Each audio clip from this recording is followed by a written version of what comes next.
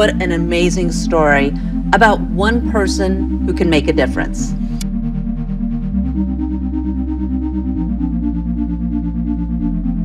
Katie, you're a terrific young lady doing great work. Thank you.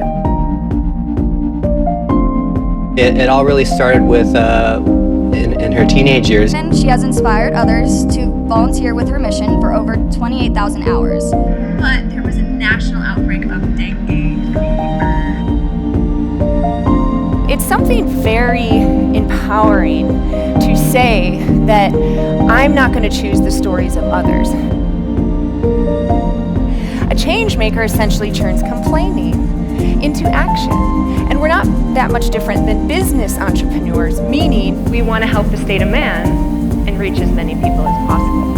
So the collective consciousness, and why this is important for you, is that we are all connected.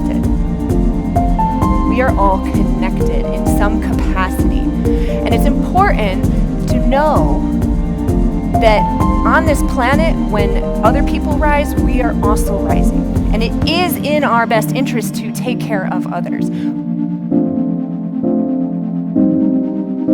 Do you have a bed to sleep in? Do you have a roof over your head? If you answered yes to any of these questions, you are 75% richer than the entire world. We have to adapt.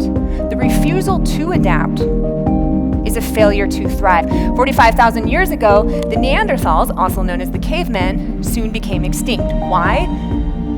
Because they had only one way to access their food source. And so when large Ice Age animals started dying off, so did their food source. They weren't inventive, they weren't intuitive. They couldn't keep up. It's becoming archaic. This way of thinking on our planet right now, it no longer serves you, it no longer serves this country, and it definitely no longer serves this planet. We say there's 3 types of people in this world. There's those that talk about people, there's those that talk about things, and then those that talk about ideas. Back in high school, I was the latter of the 2. I talked about other people. Jumped on a plane 7 hours south to Bolivia in South America. Once I arrived, I hopped on a bus 12 hours north into the middle of the Amazon jungle, and I said, okay, I'm here to work with the monkeys. Oh, sorry, Katie, there's no monkeys. How about a puma? I don't even like house cats. You think I'm gonna like a jungle cat? You do not walk Puma. Puma walks you. You know how they say sharks smell fear, or animals smell fear? Well, what they're really meaning is that they're not smelling fear, they're feeling the vibration of fear. And our emotions begin as thoughts. Nothing can be created without first thinking about it, running the simulation through your head, and then manifesting it into the 3D, the 3 dimension. That our thoughts do create our reality. C.S. Lewis once said, integrity is doing the right thing when no one is watching. The Nepali people, they trust me, not because I show up, volunteer, and never come back again, but because I return time and time again. I want to ask you, how do you show up for yourself and how do you show up for others? What percentage of the time do you do what you say you're going to do? 90%? 70%? If you start to see that your life is becoming discombobulated and out of alignment, and people are flaking on you, and you can't trust people, you want to ask yourself and look inward and say, am I doing that to others?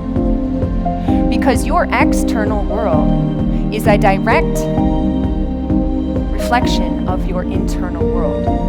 We are a mirror. If we were to walk around right now and hold up a big mirror, everyone around us is reflecting back to us what we are projecting. The faults that we see in others are often our faults of ourselves. No matter where you live on this planet, your demographic, there are 3 basic human needs: to be seen, to be heard, and to be acknowledged. 3 basic human needs.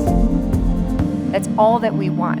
And so your passion is your gift towards humanity. And the more that we can do that for each other, the more that we can change our own lives and the world around us. We need to find your passion. So passion is knowledge plus joy plus resilience. So I want everyone to think silently right now. What are you knowledgeable about? What do you know? If your teacher said you're only going to read one nonfiction book this entire year, what topic would you choose? What would be the subject? Because our passion is our gift. It feels good to give it, and it feels good for others to receive it. And when we can start looking at each other on this planet in a space of love, and look around this room at people, your friends, your family, complete strangers on the street, and see them for existing, see them for living, that is love in its simplest form.